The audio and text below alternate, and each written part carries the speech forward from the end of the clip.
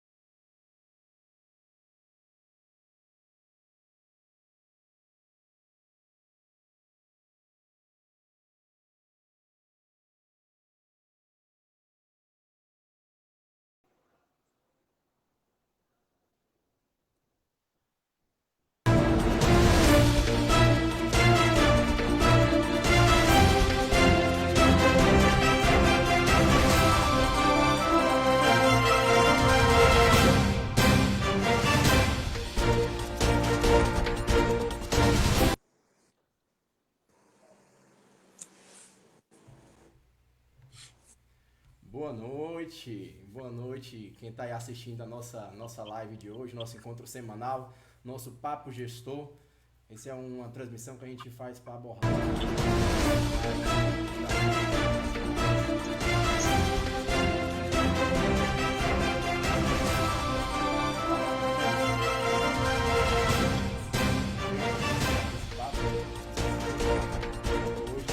Hoje a gente recebe nosso colega Ademilton Correia, que vem lá do Pernambuco.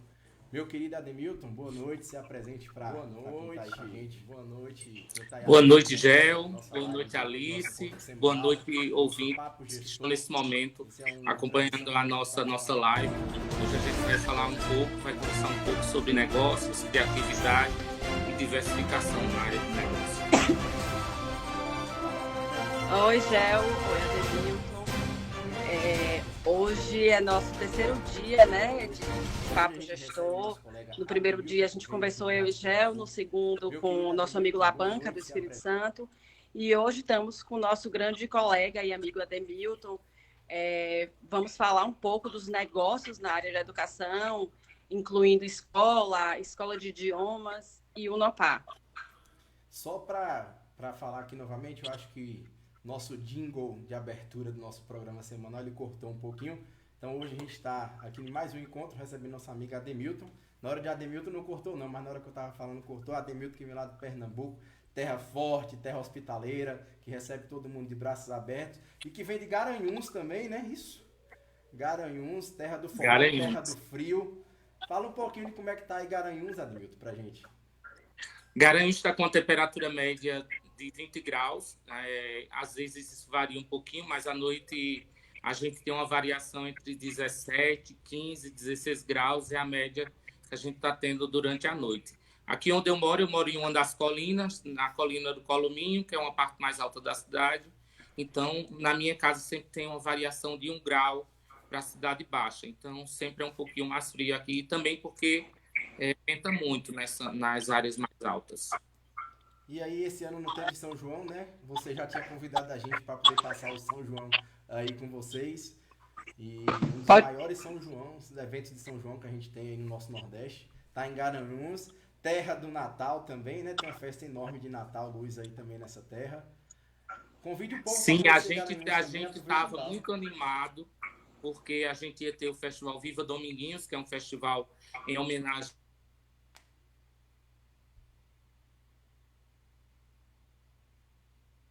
durante o Festival Viva Dominguinhos, mas aí, enfim, a pandemia foi cancelado, tanto o Festival Viva Dominguinhos como o Festival de Inverno, que já está na 30ª edição, e também o Natal Luz, eu creio que não vai haver também. Então, esses três grandes eventos aqui da cidade, infelizmente, durante esse ano a gente vai ficar sem eles. Mas no próximo ano a gente está junto.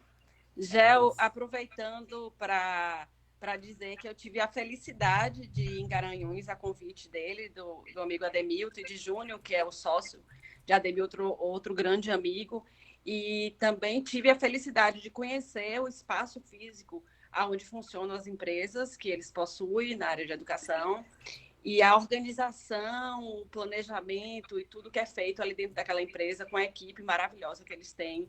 Então, amigo, aproveitando para te dar os parabéns também, mais uma vez. Obrigado. Eu sempre digo que o gestor, ele não é nada sem a equipe.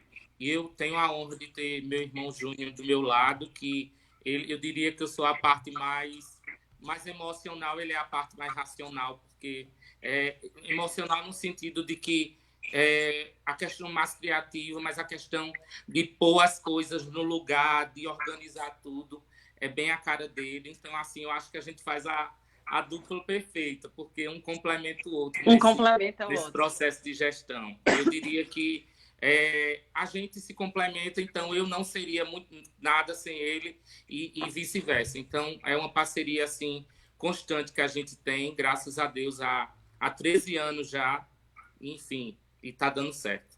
Só mandar só mandar um abraço para quem já está com a gente aí, Fernanda Souza, nosso amigo Labanca, que estava com a gente semana passada, nosso colega Rubens, Suênia Silvia também está com a gente, Maria Elíria está participando, Marcos Cleiton também está assistindo aí com a gente. Então, para a gente é um prazer estar aqui abordando o que a gente tem de experiência, o que a gente tem de expertise, principalmente nessa área que é o que a gente atua, né? O que todos nós, o que cada um dos que a gente traz aqui semanalmente atua, que é na área de gestão educacional.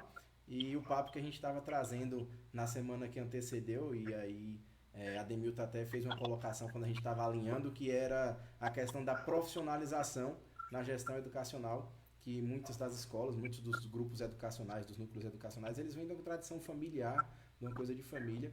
Então, hoje, esse papo e todos os outros é mais nesse sentido de trazer a profissionalização na educação, na gestão educacional. Aproveitando também, mandando um abraço para todos os colegas que estão presentes, Marcos Cleiton também, né, que é seu GN, né, Gel? Sim. E falando, conversando com a Demilton, para a gente iniciar essa nossa conversa, falando um pouco dele e um pouco de Júnior também, né? Porque, afinal, eles caminham juntos da forma que ele falou. Eles vêm da educação, eles já são professores universitários. Então, amigo, fala um pouco como é que você entrou nessa área de educação. Na verdade, eu entrei primeiro como professor universitário. Eu já sou professor universitário há 20 anos, completei agora 20 anos agora em junho. E não imaginava empreender na área da educação, apesar de eu ser de uma família de pequenos empreendedores, não empreendedores formais, mas empreendedores informais. Minha família, a maioria das pessoas da minha família começaram como camelô, hoje alguns têm loja, mas começaram como camelô. Então, eu acho que isso, de certa forma, acaba estando lá presente na nossa vida, mas em algum momento a gente pode utilizar. E aí eu comecei a lecionar. A grande mentora da minha vida foi a professora Eliane, que sem ela eu não seria o que eu sou hoje. E depois a gente teve algumas propostas. Essas propostas inicialmente vieram do Paraná, com a antiga EADECOM. Essa proposta foi feita não diretamente para mim, mas foi feita para um outro, que a gente procurasse pessoas que se interessassem em empreender nessa área. E aí, o pessoal, surpreendentemente, o pessoal disse, não, acho que quem tem esse perfil para fazer isso é você, Ademilton, porque a gente identificou esse perfil em você. E aí, na época, eu era professor, tinha acabado de passar no concurso, de começar a lecionar, né? Fazia 6 anos que eu estava lecionando. E aí, eu tive medo. Foi quando a professora Eliane me disse, Ademilton, eu acho que você tem que aceitar o desafio. Você é capaz, eu acho que você deve aceitar esse desafio, sim. E aí foi quando eu disse, eu só aceito o desafio se Júnior entrar comigo nessa. Sozinho eu não vou, mas se Júnior vier comigo, aí sim, aí eu vou. E aí, na época ele estava estudando em Recife, né, a 234 quilômetros aqui de Garanhuns, e ele disse, eu não vou poder te dar muito suporte, porque eu estou distante de você. Aí eu disse, não, tudo bem. No primeiro momento eu seguro as pontas. Quando você terminar, você volta. E foi isso que aconteceu, né? E a gente já está junto nessa trajetória. Primeiro com a EADECOM, depois com a substituição com o processo de saneamento do MEC, a aquisição dos polos da antiga Unitins pela Unopar, e a gente passou a ser a Unopar. E depois veio a Escola Sete Saberes, que é uma escola de educação infantil, ensino fundamental, que a gente iniciou esse ano, timidamente, mas estamos em processo de crescimento. E recém-adquirido, que também faz do próprio grupo PISO, né? A Skill Idiomas, que é uma escola de idiomas direcionada para um público específico, né? E aí a gente está com esse desafio da escola de idiomas nesse momento agora. Eu acho que tudo que a Demilton trouxe aí do histórico dele encaixa muito com a proposta do nosso tema de hoje, que é justamente o perfil do gestor na diversificação, na criatividade nos negócios. Não é isso? Essa é a nossa temática de hoje. E com a Demilton, acho que a gente teve uma escolha surpreendente aí, principalmente quanto ao tema, que eu acho que casou bastante até com o histórico que ele trouxe aí dessa questão da diversificar os negócios e a criatividade de implantar novos produtos. É porque eu diria que o empreendedor na área de educação, por vezes, ele deixa com que a pedagogia, de certa forma, pode a criatividade, o seu lado empreendedor. Ele tem um certo medo de empreender no sentido amplo da área da educação. Ele começa, por exemplo, o que começa com a escola, ele muitas vezes ele se limita a continuar apenas com a escola. Ele tem medo de investir em outras áreas da educação e áreas afins. Eu penso de forma diferente. Eu acho que tudo que vier agregar valor e for da área da educação de área afim, já que você tem a expertise daquela área, você deve abraçar. Porque o medo, o corajoso, ele tem medo corajoso. A grande diferença do corajoso para o medroso totalmente é que o corajoso ele consegue dominar o medo. Não quer dizer que o corajoso não tenha medo, ele também tem. Só que ele consegue dominar o medo. Tem uma música do Jota Quest que diz o seguinte: medo, né, que fala sobre o medo, que fala alguma coisa de medo, eu não te sigo mais, alguma coisa desse tipo. Eu não te escuto mais, exatamente.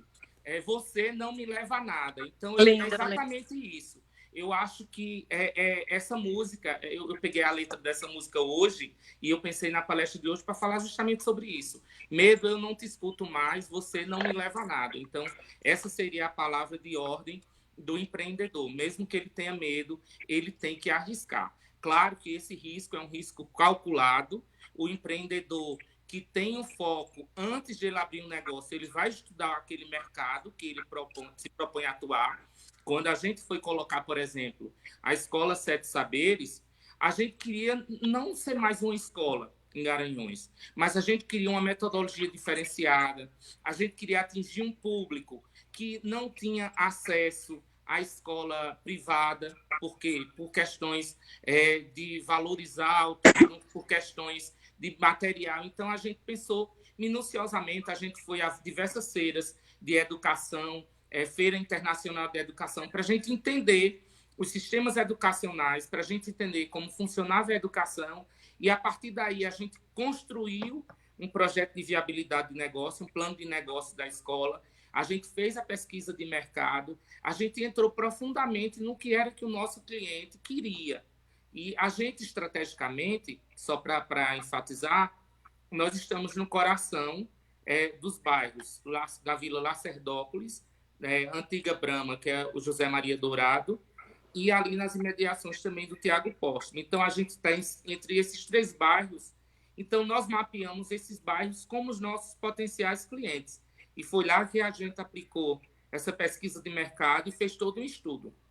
Então, se a gente tivesse medo, a gente não tinha entrado em uma área nova para nós, já que até o momento a gente só trabalhava com ensino superior.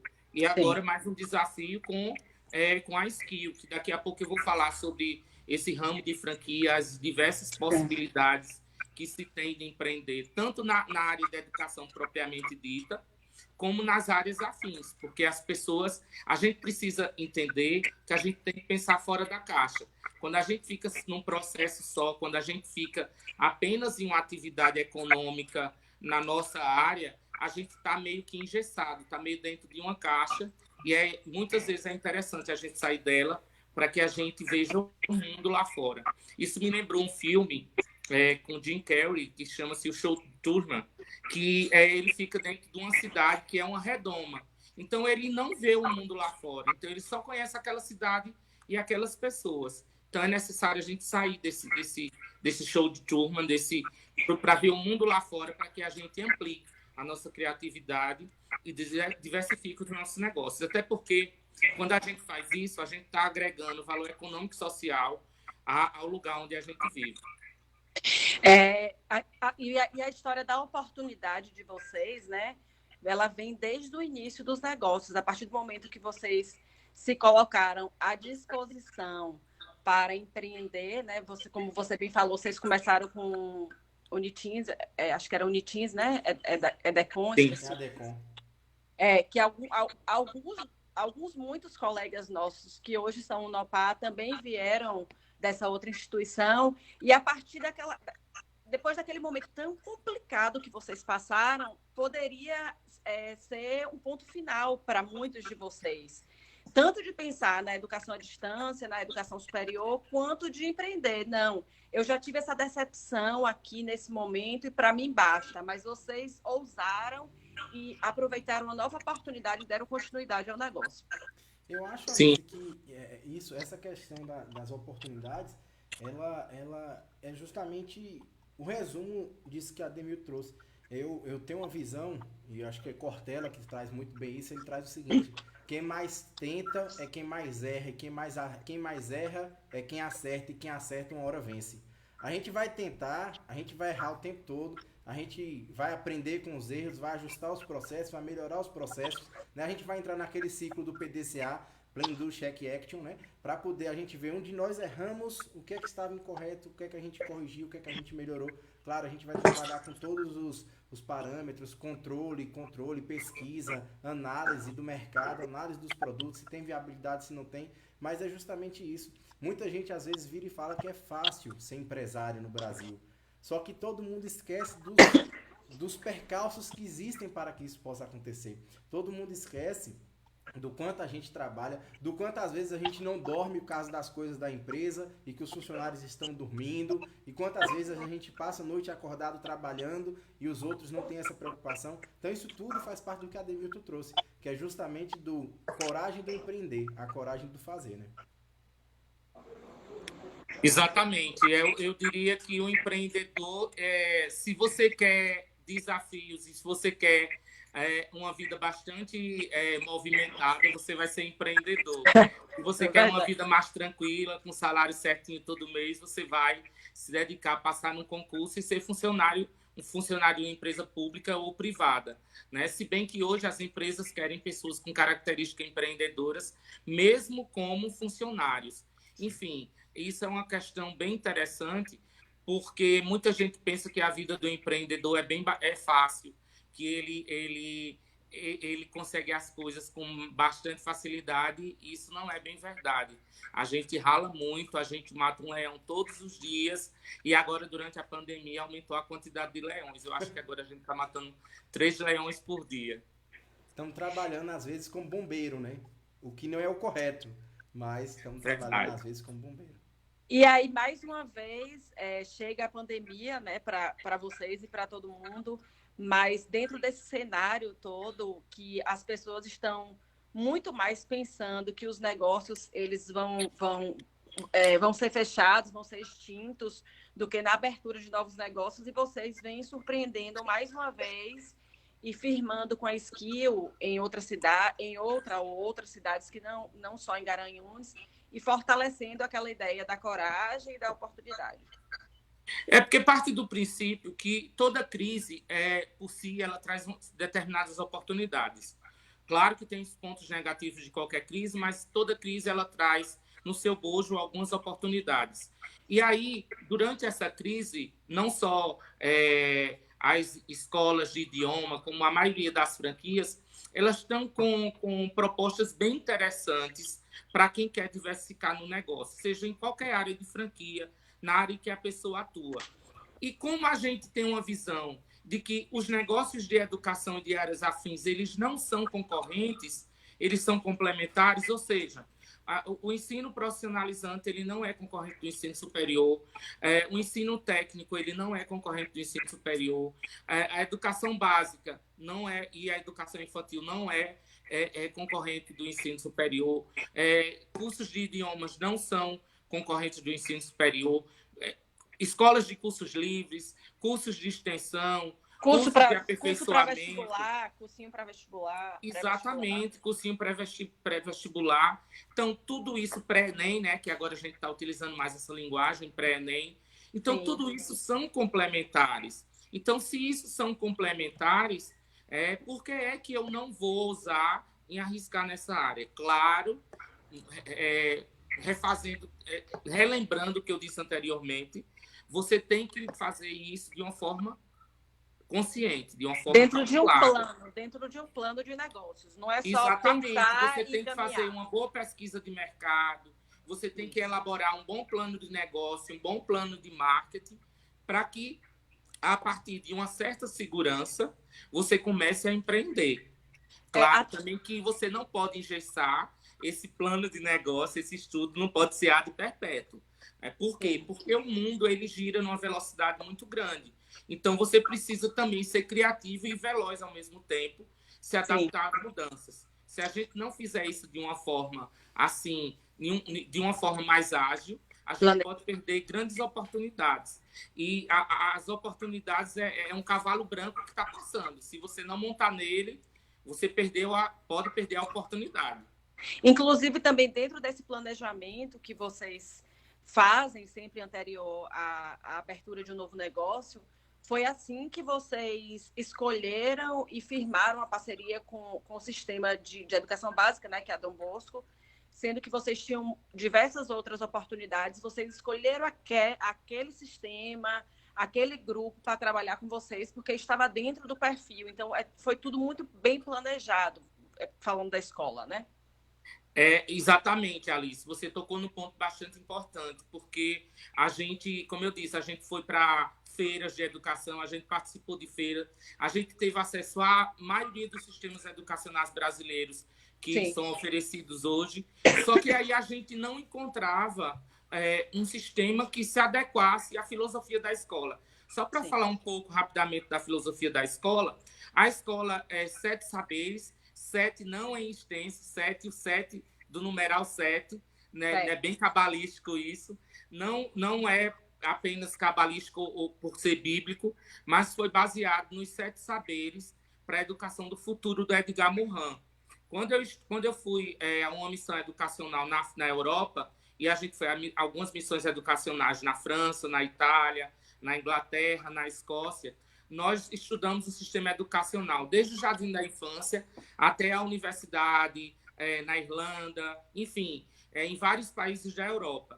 E aí eu conheci mais profundamente a teoria do Edgar Morin, baseada nos 7 saberes essenciais. E, posteriormente, li o livro dele, até porque é muito forte a presença do Edgar Morin lá na Europa. E aí foi quando a gente pensou em montar a escola, né? Eu sugeri, apesar de eu não ser pedagogo, de não ser da área da pedagogia, mas eu conhecia um pouco, até porque minha primeira especialização foi em ciências da educação, então eu estudei algumas das teorias de aprendizagem, e aí reforçou também a ideia do Edgar Morin, e aí a escola foi pensada nesse sentido. A gente procurava um sistema educacional que casasse com essa ideologia, com essa proposta pedagógica, mas a gente não encontrava. E aí a gente pensava, será que a gente nunca vai encontrar um sistema que case com isso? E aí, surpreendentemente, veio a Dom Bosco, que tem tudo a ver com nossa escola. A gente não entende mais nossa escola sem o sistema Dom Bosco. Que também faz parte uma relação assim, né? Bastante de afinidade mesmo. E aí os pais estão satisfeitos, nossos professores, nossa equipe está satisfeita. Nós estamos satisfeitos com a metodologia, com o acolhimento, com o apoio que a PISON dá a gente, a toda a equipe, tanto a equipe de gestão como a equipe pedagógica. Enfim, foi todo um trabalho que deu certo, graças a Deus. Ademilton, se me permite aqui reforçar, quando a gente estava tratando os tópicos, a gente trouxe a questão da educação e as múltiplas possibilidades de negócio, né, de empreender. E nesse cenário que vocês passaram agora da implantação das 7 saberes, a gente tem um cenário atípico que é a própria pandemia. E nem por isso vocês deixaram de implementar o projeto.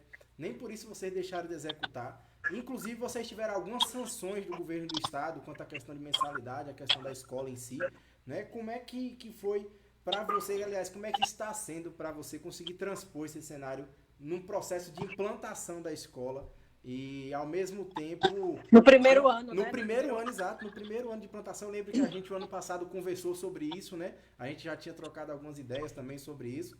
E no primeiro ano de implantação, já se deparar com um cenário de pandemia e ainda está conseguindo aí ter o feedback dos pais, trabalhar a equipe, capacitar a equipe, instruir a equipe nesse primeiro ano. Na verdade, é como eu disse anteriormente, lá no início da minha fala, a gente não é nada sem a equipe. Nossa equipe é o que fortalece a gente, é o que faz com que o empreendedor seja um empreendedor A ou B, entende? E aí a compreensão dos pais também foi crucial nessa questão, né? E a crença da gente. A gente acredita que esse momento ele não vai ser para sempre, esse momento ele vai passar.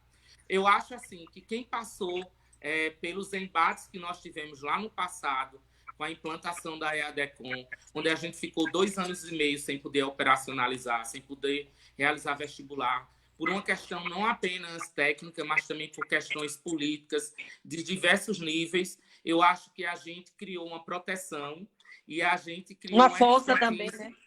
Exatamente. Então, a gente acredita na educação, a gente acredita no nosso projeto, a gente acredita na equipe, a gente acredita na filosofia da Sete Saberes. Então, eu acho que a crença, essa crença que vem junto com a coragem é o que nos move. E é com que faz com que a gente tenha força de continuar lutando, mesmo, né, num ambiente que não é favorável, mas a gente vai superar tudo isso e a gente, no futuro, a gente tem uma perspectiva de crescimento. Aproveitando também para reforçar, né, e dizer que algumas dessas ideias, pelo menos para mim, especialmente falando da Skill, elas chegaram em momentos de encontros que nós temos, nós gestores nos encontramos 2 vezes por ano, nós 3 somos alguns dos planejadores, dos organizadores desse evento, e lá a gente acaba compartilhando também de boas ideias dos colegas, falando sobre novos negócios, outras pessoas apresentam novos negócios, e a gente acaba também ampliando um pouco da nossa mente como empresário.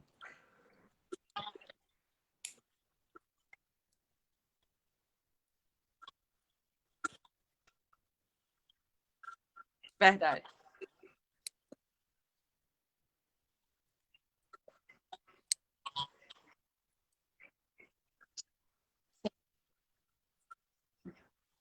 Empresarial.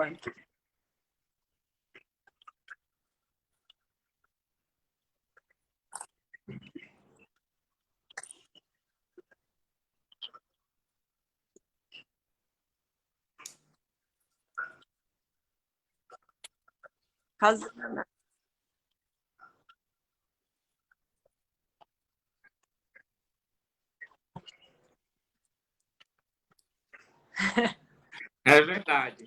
É isso que diferencia uma pessoa de outra, né? Eu ter essa coragem de, mesmo com medo, poder avançar em um projeto ou em qualquer sonho que você tem. Sinalizaram aqui que meu áudio estava baixo, então eu estava trazendo aqui a participação de Labanca, a participação de Gustavo, de Rosana, né, de Suênia também, que está participando aí com a gente, e a questão do medo, né? E aí a Ana Amélia também ela encerra falando o seguinte, ela fala exatamente, Labanca, principalmente o EAD. Hoje está na moda, muita gente fazendo AD de qualquer forma, mas nós tivemos coragem de trazer o medo, nós tivemos coragem, quando trazer o medo era imenso, mas tivemos a coragem desse investimento, né? Ana Amélia também é nossa colega aqui de Luiz Eduardo, né? Maria Líria também está aí. Maria Líria, exatamente. Eu acho que essa fala que ela colocou é bastante importante, é bem interessante, porque eu diria que durante essa pandemia as pessoas tiveram a possibilidade de separar o joio do trigo, de conhecer realmente quem são as instituições educacionais que têm um compromisso com a qualidade, com a produção de boas aulas, de uma metodologia diferenciada, de uma plataforma de aprendizagem que venha atender às necessidades do aluno. Então, graças a Deus, a gente está em uma empresa que, quanto a isso, a gente ficou tranquilo. Né? Eu digo isso com muita serenidade, com bastante tranquilidade, porque a empresa que a gente participa, a gente não teve medo nesse sentido, porque a educação, a proposta pedagógica, ela é uma proposta sólida e ela já atendia essas necessidades, mesmo antes do sistema ser totalmente remoto. Então, quando ele veio, a gente surfou, né, levemente, porque a gente já estava preparado. E nem todas as instituições de ensino superior conseguiram fazer isso. Então, agora, realmente, eu acho que o mercado ele tem uma capacidade maior de selecionar a qualidade das instituições, seja de educação à distância ou semipresencial ou presencial durante essa pandemia. E o que a gente trouxe, Ademilton, nos outros dias foi o seguinte: antes a gente tinha uma confusão muito grande dos conselhos de enfermagem, de nutrição, de farmácia, todo mundo fazendo confusão contra a modalidade semipresencial. De serviço social. De serviço social. Não, mas eu digo assim, Alice, antes desse cenário de pandemia, a gente estava justamente com alguns desses cursos mais específicos. Hoje, o próprio Conselho Federal de Medicina já está autorizando consulta remota. Então, eles começaram a enxergar que é possível, que a ferramenta existe, que é possível, e hoje nenhum conselho mais está contra, porque todas as universidades agora têm que ser à distância nesse cenário. Todas, seja ela a mais presencial que for, tem que ser à distância nesse cenário.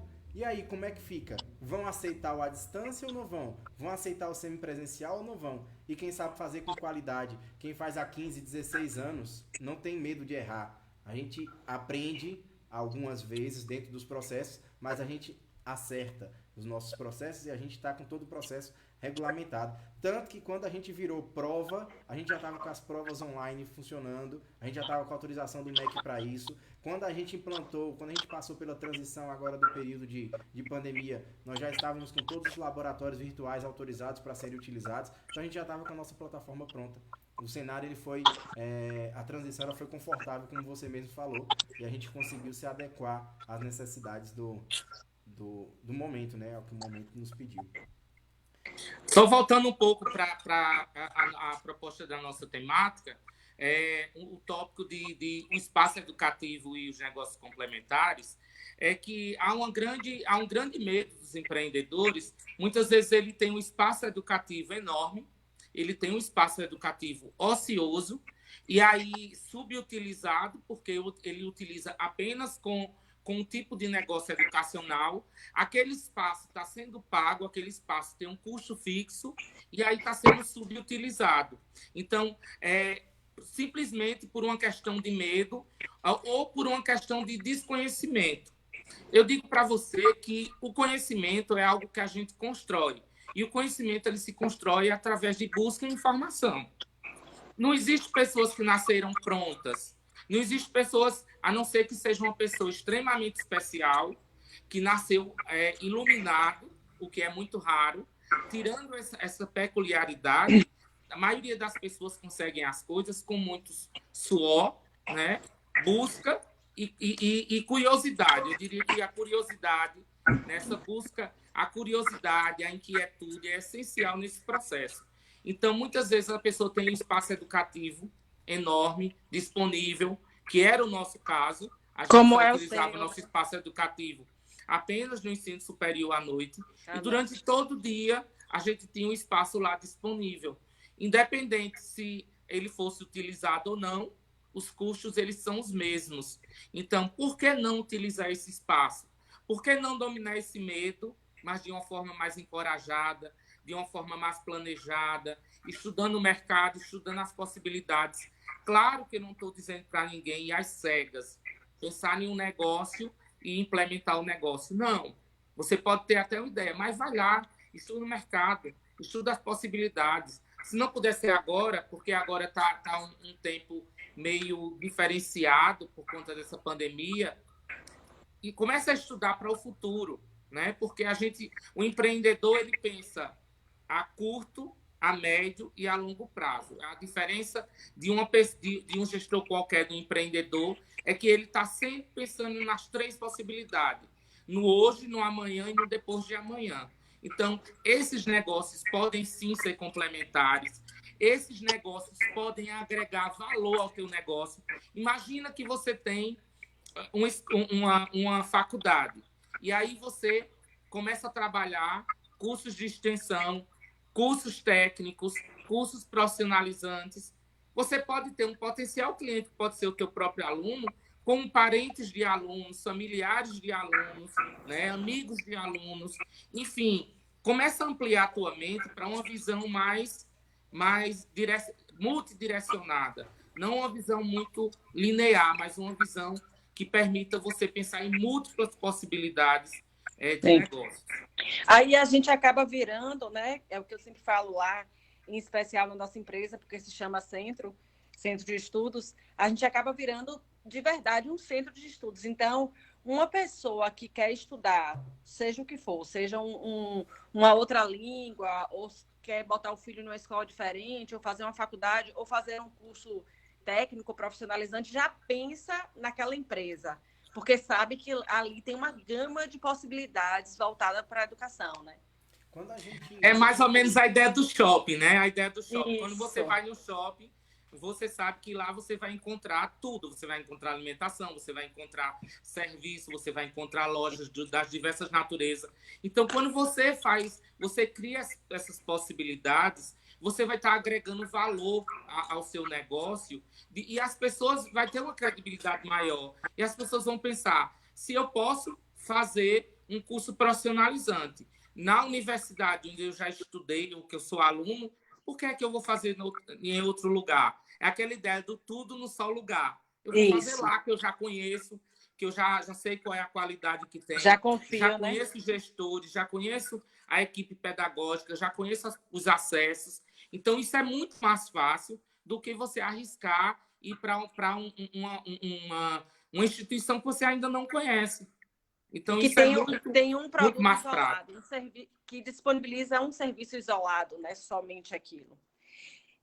Outra coisa também que só um minuto, só para complementar essa coisa do centro que a gente está falando, é bem interessante também quando a gente pensa na nossa equipe. A Demilton tem reforçado muito essa questão da equipe, da valorização da equipe, de que realmente só conseguimos trabalhar porque somos uma equipe, e eles também acabam se envolvendo com os outros produtos e os outros serviços de uma forma que você, às vezes, até fica assim, nós somos realmente o todo aqui, nós não somos só skill, nós não somos só wizard, não somos só escola, nós somos tudo isso aqui, não tem separação. Isso mesmo, isso mesmo. E a equipe é o próximo tópico que a gente vai abordar, a questão do papel do líder e o desempenho da equipe. A equipe é muito importante na vida do empreendedor, porém, a gente não pode esquecer uma coisa. A equipe ela precisa de liderança, ela precisa ser direcionada. Por mais boa vontade que a gente tenha da equipe, ela é extremamente necessária. Eu diria que sem a equipe a gente não é empreendedor, a gente é alguém que pensa apenas. Mas a equipe ela precisa desse direcionamento. O empreendedor é uma espécie de guia e uma espécie de espelho para a sua equipe. Então, a equipe ela gera a questão da afinidade, da confiança. Ela precisa dessa respiração, de um líder, né? Desse incentivo do empreendedor. Então, a equipe precisa de uma liderança positiva, uma liderança que caminhe junto com ela, que ela sinta que o líder está caminhando junto com ela, e não em caminhos diferentes. Então, quando há essa identificação entre liderança e entre equipe, casou, né? Aí a coisa só tende a dar certo, tende a obter sucesso. Sempre junto, equipe e liderança. E enfatizando que o papel do líder é crucial nesse processo. A gente tem uma participação aqui de Maria Almeida Rocha. Acho que ela deve ser sua seguidora por aí, por Garanhuns, pelo Pernambuco. Ela diz o seguinte: Ademilton é líder, preparado, ele é top. Ela coloca aqui justamente essas Maria palavras. Almeida. Maria Almeida é gente muito boa, assim, é um empresário daqui da área de educação há muitos anos. Diversos familiares meus já passaram pela escola dela. Minha sobrinha atualmente estuda na escola dela. Enfim, Maria é uma empreendedora, assim, um exemplo de empreendedorismo aqui na nossa cidade, na área da educação infantil, ensino fundamental, ensino médio. Obrigado, Maria, por sua participação aqui no nosso debate, no nosso Papo Gestor. Na área de educação pública, se utiliza muito o termo aparelho educacional. E eu acho que esse termo ele casa muito com o que a Alice trouxe aí do SEGE, né? Do Centro de Estudo Jacobinense. E dos outros centros de estudo que ela vai terminar de implantar ao longo da vida. Acho que a aposentadoria dela vai ficar para mais tarde, daqui a um tempo. Né? Mas, era para 40, já desisti. Era para 40. E aposentar cedo demais, Alice. Você tem muita coisa ainda para fazer e para trazer para a gente. Então, eu acho que nesse sentido aí, Ademilton, como esses negócios complementares, eu acho que se a gente conseguir compreender o termo de aparato educacional, a gente consegue ver que é possível termos novidades, termos novos produtos que sejam concomitantes ali, utilize o mesmo espaço, reduza custo e dentro disso tudo mantendo a qualidade do serviço, mantendo o serviço sendo feito da maneira exequível e de excelência que todos nós que trabalhamos com isso a gente tem mantido. A gente tem a participação aqui da professora Otília, minha tia também e grande referência para mim, foi quem me obrigou a entrar na área de educação. Não me obrigou no sentido ruim da palavra, mas a pessoa que me trouxe para esse universo e me fez apaixonar por educação, ela diz o seguinte, que a nossa vantagem nesse cenário de pandemia foi que nós saímos na frente, que a gente já estava com tudo pronto, e é justamente isso que a gente tinha falado lá atrás também, né? E aí a gente tem outra participação aqui também, de Elizabeth Mendonça, ela tá mandando parabéns para nós aí por estarmos realizando isso. Nossa amiga de Aracaju. E a Líria colocando aqui que esse papo gestor que a gente está fazendo semanalmente acaba também sendo injeção de coragem para quem tem o trabalho de matar um leão por dia, como todos nós que estamos investindo na área de educação. Né? Então, muito obrigado aí pela participação e a gente aguarda mais participação de todos aí também. Quando a gente estava falando aí a respeito do papel do líder no desempenho da equipe, e aí muita gente traz a seguinte visão, né? Você pode traçar um paralelo disso em casa, inclusive, né? O comportamento do filho, ele vai ser muito próximo ao comportamento dos pais. Normalmente, né, os filhos, eles são um espelho, digamos assim, dos pais, a mesma coisa que a Ademilton trouxe a questão do gestor. O gestor ele tem que se tornar referência aí para o corpo de colaboradores da empresa, porque a referência que se tem é de quem está na frente. Então o filho tem a mesma coisa. Não adianta o pai agir de maneira corretiva, punitiva e não executar. Jesus Cristo ele veio para a terra e liderou pelo exemplo, não foi pela força, não foi pela obrigação, não foi de outra forma, foi pelo exemplo. E Ademilton, acho que ele traz muito bem isso daí quando ele fala que o líder ele tem que ser o exemplo para a equipe dele. Ele não pode ser nada diferente disso. Se ele não for exemplo da equipe dele, de trabalho, de dedicação, de empenho, de responsabilidade, a equipe dele também não vai conseguir refletir isso. Porque vai ser um cenário diferente, comunicação diferente, pessoas pensando de maneira diferente. Então ele deixa de se tornar o exemplo para se tornar apenas um proprietário, um chefe. E essa é a diferença entre os termos, ser chefe e ser líder, né? Exatamente. Esse é o papel da liderança e é o que motiva a equipe a trabalhar, né? Eu acho que é uma troca entre a equipe é motivada pelo líder, o líder é motivado pela equipe, e nessa troca, nessa química, que faz com que os negócios tenham sucesso. E só para enfatizar o último tópico que a gente vai debater sobre a criatividade na gestão estratégica em educação, eu queria tocar nesse ponto. É que, além do medo, né, e o medo é um dos processos que neutraliza a criatividade, o medo ele tem esse poder de neutralizar a criatividade, é necessário que o empreendedor ele fomente formas de obter essa criatividade. Tem um livro bem interessante do Domênico de Massa chamado No Ócio Criativo. E eu toquei nesse assunto porque minha amiga Alice ela é adepta do ócio criativo, assim como eu.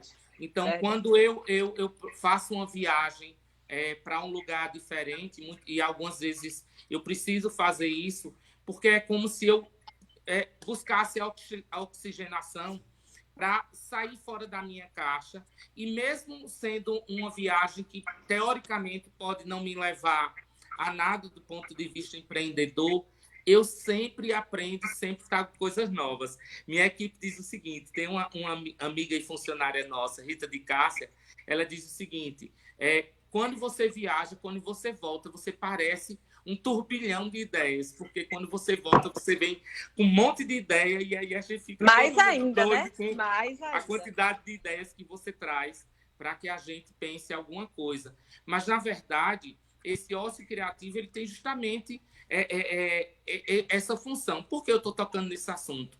Porque, muitas vezes, o empreendedor, o gestor, ele se envolve tanto nos problemas que ele não consegue ser criativo e ele não consegue pensar fora da caixa. Não tem ele tempo não consegue isso, né? mudar a sua mentalidade e aí ele fica girando em torno daqueles problemas e tem um autor que ele diz o seguinte, quando você é só gestor, né?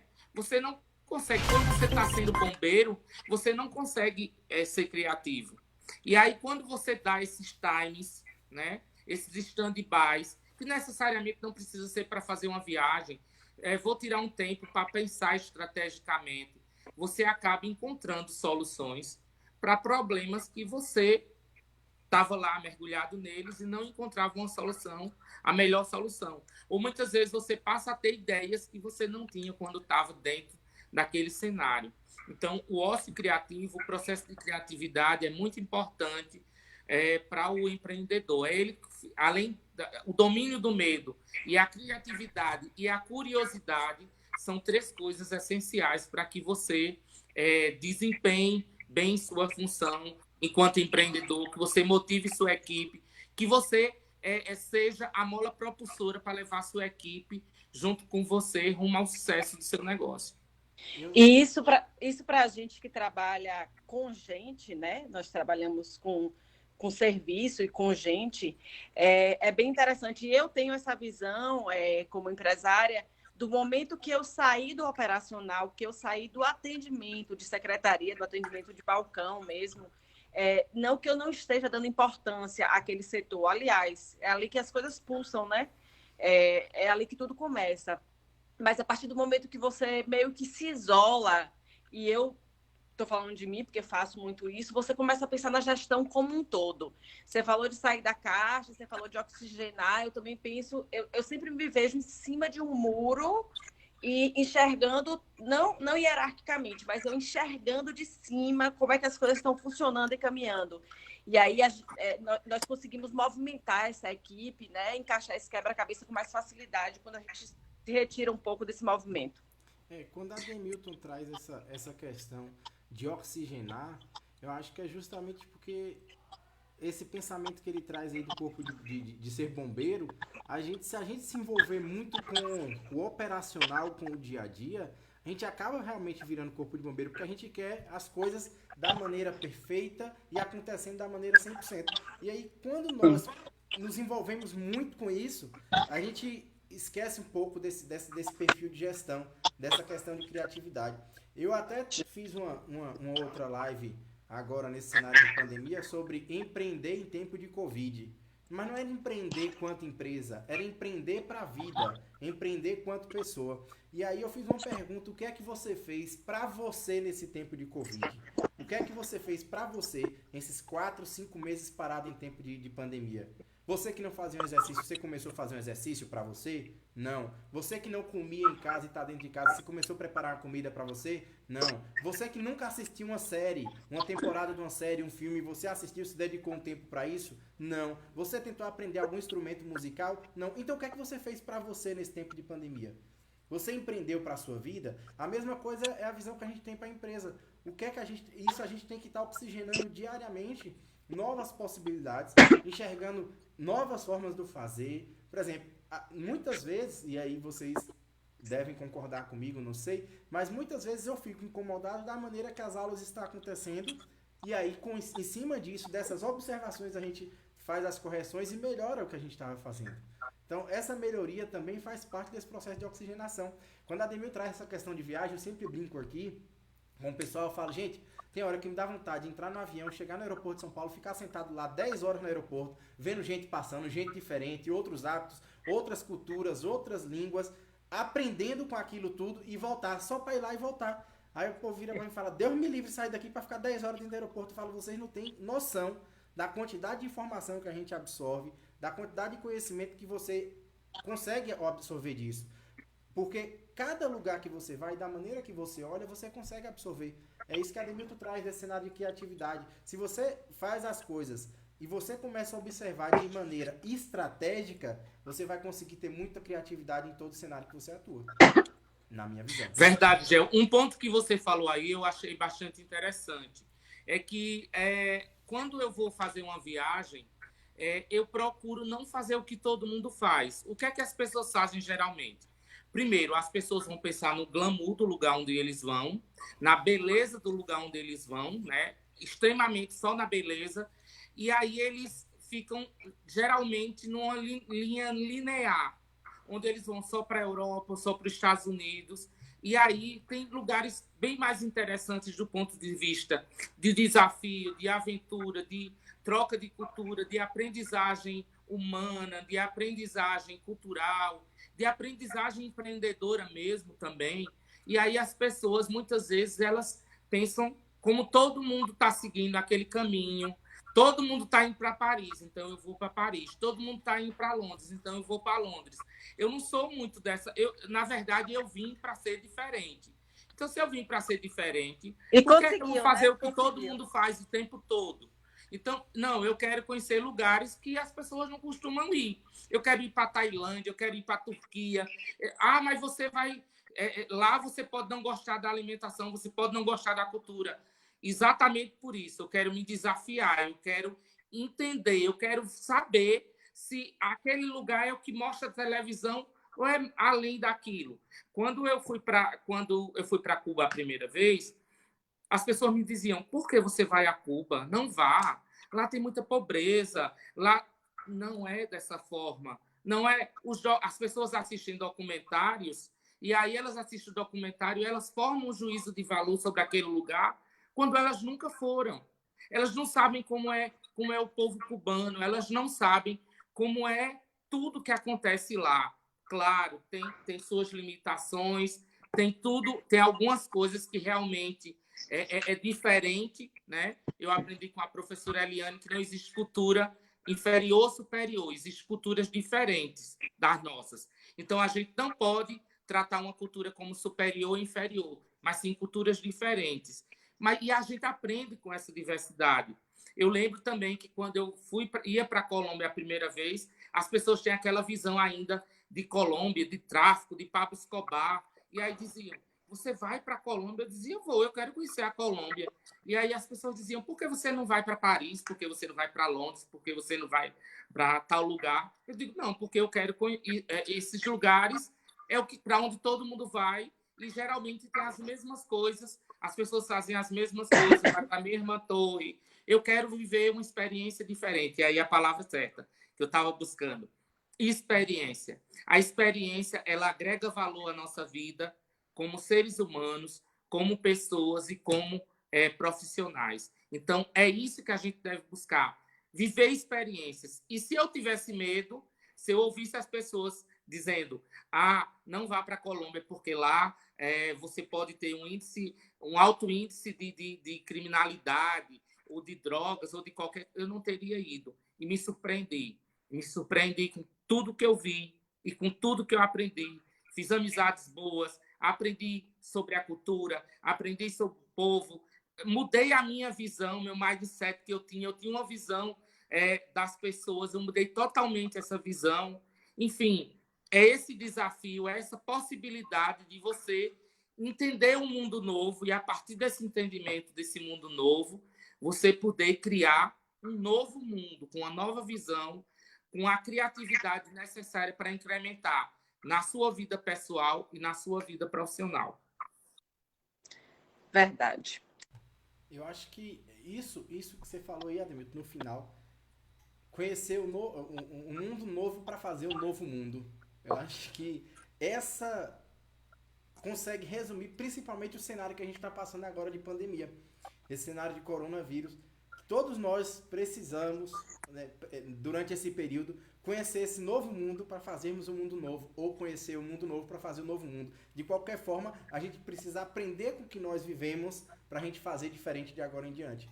A gente não pode sair da mesma forma, esse mundo não vai continuar sendo o mesmo, né? E a nossa criatividade, o nosso empenho, a nossa perseverança, a nossa forma de liderar, a gente vai conseguir, dentro desse cenário, trazer aí, num resumo da ópera, que a educação vai ser essa ferramenta de mudança.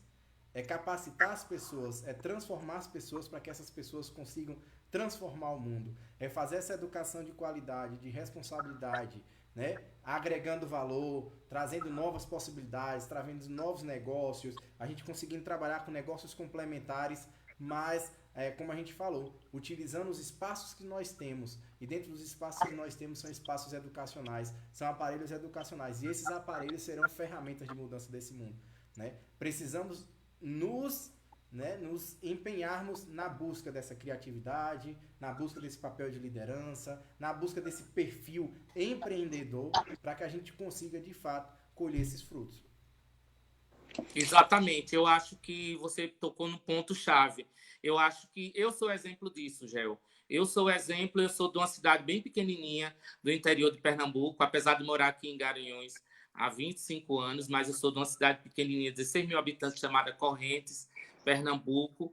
E eu sou um exemplo próprio disso, que a educação ela pode mudar a vida das pessoas infinitamente. Ela é essa frase não é um bordão, não é uma frase que realmente eu acredito nela, que a educação ela pode mudar as condições sociais, ela pode mudar a vida das pessoas. Gel, aproveitando que a gente está quase finalizando o nosso horário, eu queria reforçar os meus parabéns para a Ademilton, estendo para nosso amigo Júnior também, pela ousadia que eles tiveram desde então, de estarem sempre empreendendo, e que a gente tem muitas outras coisas para aprender com ele, muitas outras coisas que eu queria tanto escutar de novo, né, como essa coisa da missão educacional, os projetos que eles estão tendo para os laboratórios deles, o que eles pretendem fazer, e tantas outras vivências mais, mas a gente precisa encerrar, né? E são coisas que a gente no papo de ontem já enxergou, né, no papo para alinhamento aqui dessa transmissão, a gente já enxergou a foi uma reunião maravilhosa de investimento, na verdade, de negócios complementares, né, digamos assim, essa é a palavra correta, dentro das nossas empresas. Então, no papo que nós três tivemos ontem, a gente já enxergou, olha, tem essa possibilidade, tem essa, pode agregar valor dessa forma, dessa forma. Então, essa troca de experiência que é um dos principais objetivos aqui. Aprendizado, não aprendizado. Uma coisa que, e assim, eu achei de muita coragem, muita ousadia, eu não sei se ele quer falar um pouco sobre isso, mas Ademilton, nos últimos contatos que nós tivemos, e ano passado isso mudou, ele e o irmão eram professores, inclusive universitários, da instituição pública, não é isso? Exatamente, a gente era professor e inclusive nós éramos professores de dedicação exclusiva, a gente se dedicava exclusivamente à universidade e aí a gente teve que tomar uma decisão estratégica, porque a gente percebeu que a dedicação exclusiva não nos permitia ter tempo de sermos empreendedores como a gente deveria ser. Não só para a gente mesmo, mas a gente começou a entender que a gente não estava dando resposta necessária que a nossa equipe precisava. A gente não estava dando a atenção necessária. A gente não estava cuidando da nossa esposa, né? A gente não estava cuidando bem da nossa esposa. E aí a gente decidiu, né, passar a ser um professor que tivesse apenas suas aulas, não de dedicação exclusiva, mas ter uma dedicação apenas parcial. E essa decisão não foi fácil, foi difícil, porque você tem aquilo certo todos os meses. Você tem um planejamento financeiro, e aí chegou um momento da gente arriscar, e a gente teve medo. Nós pensamos, conversamos muito, a gente passou 6 meses pensando sobre isso. Todos os dias a gente conversava sobre isso, mas aí chegou o grande dia de tomada de decisão. E aí eu olhei para a Júnior, ele olhou para mim e disse, vamos? Eu disse, vamos. E aí a gente foi e tomou a decisão. Pode não... hoje a gente sabe que teve os prós e teve os contras, mas a gente realmente tomou a decisão que precisava tomar naquele momento. Porque se a gente não tomasse decisão, ia ser uma coisa que minha mãe dizia, nem pedra, nem tijolo. Você não é uma coisa nem outra. E aí você precisa se decidir. E aí a gente decidiu por ser pedra, né? Porque a rocha é forte, e a rocha aguenta tranco, e a rocha é capaz de seguir, apesar de todas as diversidades, superar ao tempo. E aí a gente tomou essa decisão, graças a Deus. A gente está caminhando com muita dificuldade, né? Principalmente agora nesse momento, mas a gente está confiante de que o futuro ele traz coisa, o presente e o futuro traz coisas boas para a gente. Por que eu trouxe isso, Ademilton? Só para poder explicar, porque muita gente trabalha arduamente ao longo da vida para ser professor de uma instituição pública, para fazer o doutorado, para fazer o mestrado, e não tem essa coragem. Então, por que eu trouxe isso? Para te dar os parabéns.